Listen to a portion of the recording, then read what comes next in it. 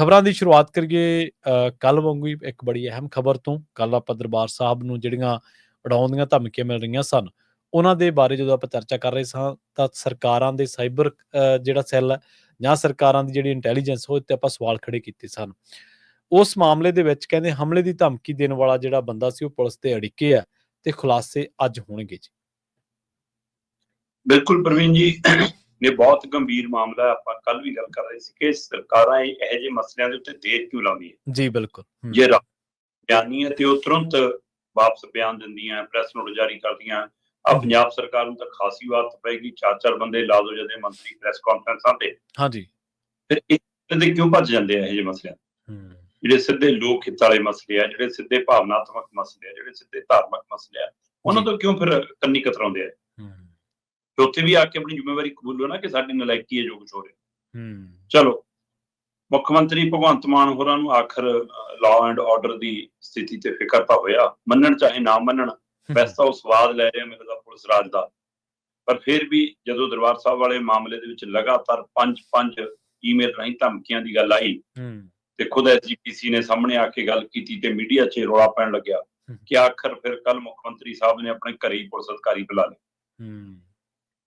ਤੇ ਪੁਲਿਸ ਅਧਿਕਾਰੀ ਬੁਲਾਏ ਤੇ ਬੈਠਕ ਹੋਈ ਜੀ। ਬੜੀ ਗੰਭੀਰਤਾ ਨਾਲ ਚਰਚਾ ਹੋਈ। ਉਹਦੇ ਵਿੱਚ ਸੱਚਖੰਡ ਸ੍ਰੀ ਦਰਬਾਰ ਸਾਹਿਬ ਨੂੰ ਈਮੇਲ ਰਾਹੀਂ ਧਮਕੀਆਂ ਦੇਣ ਦਾ ਮਾਮਲਾ ਵੀ, ਪੰਜਾਬ ਦੇ ਕੁਝ ਹੋਰ ਨੁਕਤੇ ਨਿਗਾਹ ਤੋਂ ਮਾਮਲੇ ਵੀ ਜਿਹੜੇ ਅਮਲ ਨਾਲ ਜੁੜੇ ਨੇ, ਕੁਝ ਘਟਨਾਕ੍ਰਮ ਨੇ, ਕੁਝ ਮਾਮਲੇ ਅਦਾਲਤ 'ਚ ਨੇ ਜਿੱਥੋਂ ਝਾੜਾਂ ਝੂੜਾਂ ਖਾ ਰਹੀ ਹੈ ਸਰਕਾਰ, ਉਹ ਸਾਰੇ ਬਚੇ ਗਏ। ਤੋ ਇਹ ਸਾਰੀ ਪ੍ਰਕਿਰਿਆ ਦਾ ਫਾਇਦਾ ਇਹ ਹੋਇਆ ਕਿ ਸ਼ਾਮ ਢਲਦਿਆਂ ਇਹ ਜਾਣਕਾਰੀ ਮਿਲਣ ਲੱਗੀ ਕਿ ਜੀ ਅੰਮ੍ਰਿਤਸਰ ਪੁਲਿਸ ਨੇ ਬੰਦਾ ਵੀ ਪਛਾਣ ਲਿਆ, ਬੰਦਾ ਅੜਿੱਕੇ 'ਚ ਵੀ ਲੈ ਲਿਆ ਤੇ ਹੋ ਅੱਜ ਪੁਲਿਸ ਕੋਈ ਪ੍ਰੈਸ ਕਾਨਫਰੰਸ ਕਰਕੇ ਇਹਦੇ ਬਾਰੇ ਸੱਚ ਸਾਹਮਣੇ ਲਿਆ। ਉਮੀਦ ਕਰਦੇ ਹਾਂ ਕਿ ਜਿਹਨੇ ਇਹ ਈਮੇਲਾਂ ਭੇਜੀਆਂ ਹੋਣਗੀਆਂ ਉਸੇ ਨੂੰ ਫੜਿਆ ਹੋਊਗਾ। ਸਹੀ, ਬਿਲਕੁਲ ਬਿਲਕੁਲ ਉਮੀਦ ਹੈ।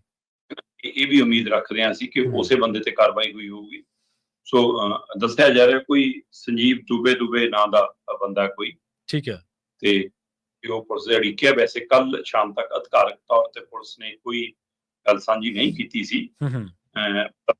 ਮੀਡੀਆ ਦੇ ਹਵਾਲੇ ਨਾਲ ਵੀ ਤੇ ਅੰਮ੍ਰਿਤਸਰ ਤੋਂ ਮਿਲ ਰਹੀ ਜਾਣਕਾਰੀ ਦੇ ਹਵਾਲੇ ਨਾਲ ਵੀ ਗੱਲ ਕਰ ਰਹੇ ਕਿ ਕੁਝ ਅਜਿਹਾ ਜਾਣਕਾਰੀ ਮਿਲੀ ਹੈ ਕਿ ਸ਼ਾਇਦ ਕੋਈ ਇਹ ਬੰਦਾ ਪੁਲਿਸ ਦੇ ਅੜਿੱਕੇ ਹੈ ਜੀ। ਤੇ ਪਰ ਇਹ ਸਾਰੀ ਕਾਰਵਾਈ ਦੇ ਦਰਮਿਆਨ 6ਵੀਂ ਈਮੇਲ ਆਉਣ ਦੀ ਵੀ ਖਬਰ ਹੈ।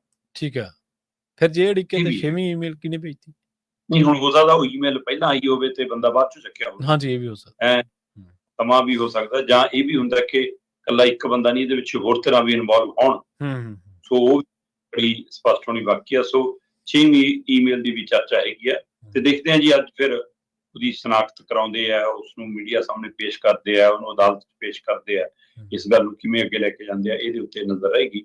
ਪਰ ਇਹ ਬਹੁਤ ਗੰਭੀਰ ਮਸਲਾ, ਜੇ ਸੁਲਝਾ ਲਿਆ ਤਾਂ ਸ਼ਾਬਾਸ਼ੀ, ਪਰ ਦੇਰ ਲਈ ਵੀ ਸਵਾਲ ਹੈ ਤੇ ਇਸ ਦੇ ਉੱਤੇ ਰਿਐਕਸ਼ਨ ਕਿਉਂ ਨਹੀਂ ਉਵੇਂ ਸਰਕਾਰਾਂ ਜਾਂਦੇ ਕਰਦੀਆਂ। ਵੈਸੇ ਕੱਲ ਦੇ ਹੁਣ ਉੱਥੇ ਸਰਚ ਆਪਰੇਸ਼ਨ ਟਾਈਪ ਸ਼ੁਰੂ ਕੀਤੇ ਹੋਏ ਨੇ ਤੇ ਮਿਲਾ ਕੇ ਪੁਲਿਸ ਆਉਣ ਜਾਣ ਵਾਲਿਆਂ ਨੂੰ, ਸ਼ੱਕੀ ਬੰਦਿਆਂ ਨੂੰ ਚੈੱਕ ਵੀ ਕਰ ਰਹੀ ਹੈ, ਨਜ਼ਰ ਵੀ ਰੱਖ ਰਹੀ ਹੈ। SGPC ਨੇ ਵੀ ਆਪਣੀ ਮੁਸਤੈਦੀ ਤੇਜ਼ ਕੀਤੀ ਆ। ਸੋ ਉਹਨਾਂ ਦੀ ਟਾਸਕ ਫੋਰਸ ਵੀ ਲਗਭਗ ਨਜ਼ਰ ਰੱਖ ਰਹੀ ਹੈ। ਸ਼ਰਧਾਲੂਆਂ ਦੇ ਸਮਾਨ ਸਮੂਨ ਚੋਲੇ ਚੂਲੇ ਮਾੜੇ ਮੋਟੇ ਦੇਖੇ ਜਾ ਰਹੇ।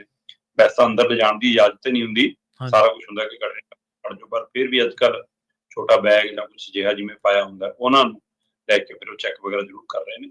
ਸੋ ਇਹ ਕਾਫੀ ਗੰਭੀਰ ਮਸਲਾ। ਮੈਨੂੰ ਲੱਗਦਾ ਸਰਕਾਰਾਂ ਨੂੰ ਇਹ ਜਿਹੇ ਮਸਲੇ ਹਮੇਸ਼ਾ ਗੰਭੀਰਤਾ ਨਾਲ ਹੀ ਲੈਣੇ ਚਾਹੀਦੇ। ਹਾਂਜੀ, ਬਿਲਕੁਲ। ਦੂਜੀ ਗੱਲ ਇਹ ਵੀ ਹੈ ਵੀ ਜੇ ਉਹ ਬੰਦਾ ਅੜਿੱਕੇ ਆਉਣ ਦੇ ਬਾਵਜੂਦ ਜਿਹੜਾ ਕਿਥੇ ਦੋਸ਼ੀ ਹੈ, ਜੇਕਰ ਈਮੇਲ ਦਾ ਜਿਹੜਾ ਸਿਲਸਿਲਾ ਉਹ ਲਗਾਤਾਰ ਜਾਰੀ ਹੈ, ਫਿਰ ਇਹਦਾ ਮਤਲਬ ਆ ਵੀ ਹੋਰ ਵੀ ਬਰੀਕੀ ਦੇ ਨਾਲ ਜਾਂਚ ਪੜਤਾਲ ਇਸ ਮਾਮਲੇ ਦੀ ਹੋਣੀ ਚਾਹੀਦੀ ਹੈ। ਹੋ ਸਕਦਾ ਇੱਕ ਤੋਂ ਵੱਧ ਬੰਦੇ ਇਨਵੋਲਵ ਹੋਣ ਜਾਂ ਕਿਸੇ ਹੋਰ ਤਰੀਕੇ ਦੇ ਨਾਲ ਇਹਨੂੰ ਜਿਹੜਾ ਅਮਲੀ ਰੂਪ ਜਾਂ ਵਾਰਦਾਤ ਜਿਹੜਾ ਅੰਜਾਮ ਆ ਉਹ ਦਿੱਤਾ ਜਾਂਦਾ, ਹੋਰ ਦਿੱਤੇ ਜਾਣ ਦੀ ਕੋਸ਼ਿਸ਼ ਕੀਤੀ ਜਾਂਦੀ ਹੋਵੇ।